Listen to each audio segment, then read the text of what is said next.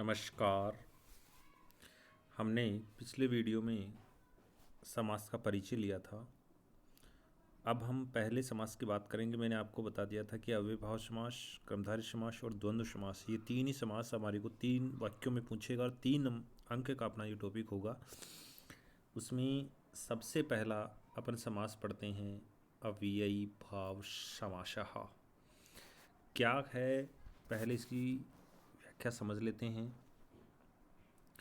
यदा, जब विभक्ति, समीप इत्यादिषु अर्थेषु इत्यादि अर्थों में वर्तमानम अव्ययम पदम, वर्तमान अव्यय पद का सुबंतेन सह संज्ञा पद के साथ नित्यम समस्यते, हमेशा समास किया जाता है, समझा जाता है। तदा, तब असौ वह या वे दोनों अव्यय भाव समासो हो भवति, उन दोनों में अव्यय भाव समास होता है।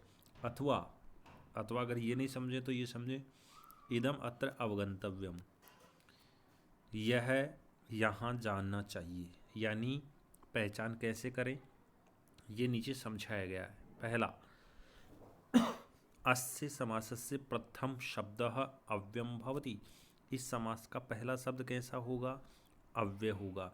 यानी आपको यहाँ पर देखिए, अधिहरि में अधि शब्द है वो क्या है, अव्यय है।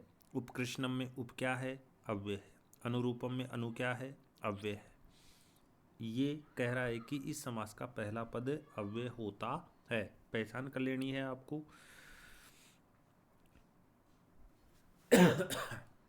फिर है अव्यय पद, अव्यय शब्दार्थस्य, अर्थात अव्यय शब्द कह दो, चाहे पूर्व पदार्थस्य प्रधानता भवति, अव्यय शब्द की, शब्द के अर्थ की अथवा पूर्व पद की प्रधानता होती है। फिर कहा है समासस्य पदद्वयम मिलित्वा अव्ययम भवति, समास के दोनों पद मिलकर के अव्यय पद हो जाता है। यानी जैसे हरौ इति समास विग्रह हो, और ये दोनों पद मिलकर के एक पद क्या बना, अधिहरि, अधिहरि बना, तो ये अधिहरि भी अव्यय पद हो गया। फिर कह रहा है अगले नियम में अव्ययी भाव समासः, अव्ययी भाव समासः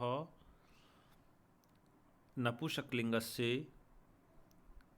एकवचने भवति, अव्ययी भाव समासः नपुंसकलिंगस्य एकवचने भवति, यानी अव्ययी भाव समास नपुंसकलिंग एकवचन में होता है। और यह प्रायः, मैं कह रहा हूँ प्रायः, यानी लगभग होता है।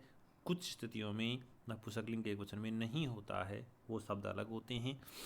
जैसे कि आपको अधिहरि दिखाई दे रहा है, यथाशक्ति दिखाई दे रहा है, जरूरी नहीं।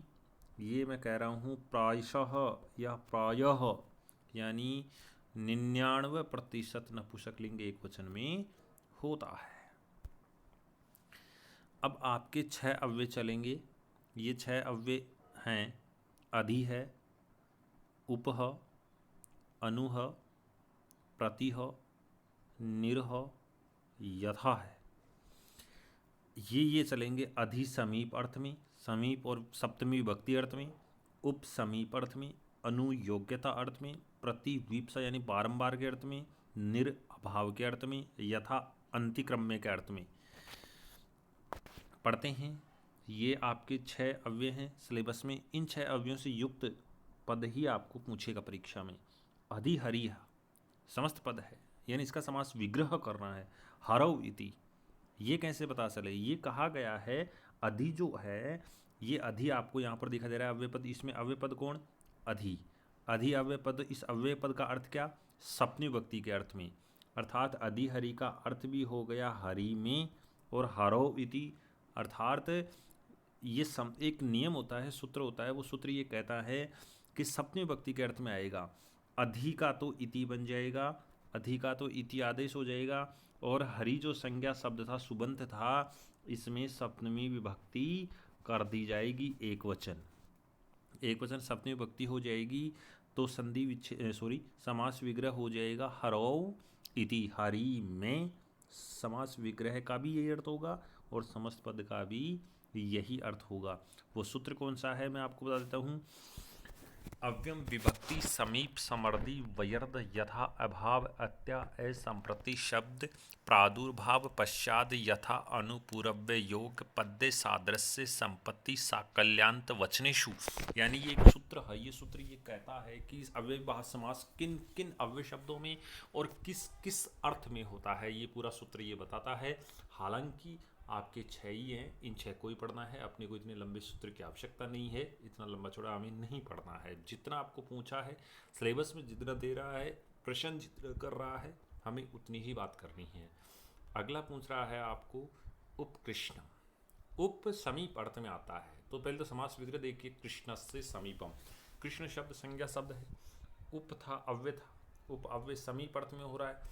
अब ये विग्रह करते समय नियम ये कहता है कि उप का तो समीप अर्थ में कर दो, ठीक है, समीप अर्थ में हो जाएगा।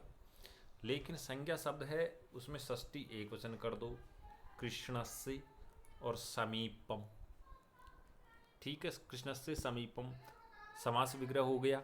अब ये हो गया उपकृष्ण। अनुरूपम, अनुरूपम का हो गया रूपस्य योग्यम, प्रतिदिनम दिनम दिनम प्रति, निर्मक्षिकम मक्षिकाणाम अभावः, यथाशक्ति शक्तिम अंतिक्रम में।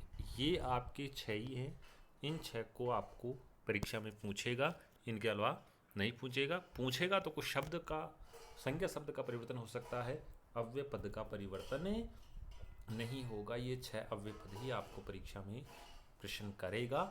ये आपका पहला अव्ययभाव समास था बच्चों। नेक्स्ट समास अगले वीडियो में पढ़ेंगे। धन्यवाद।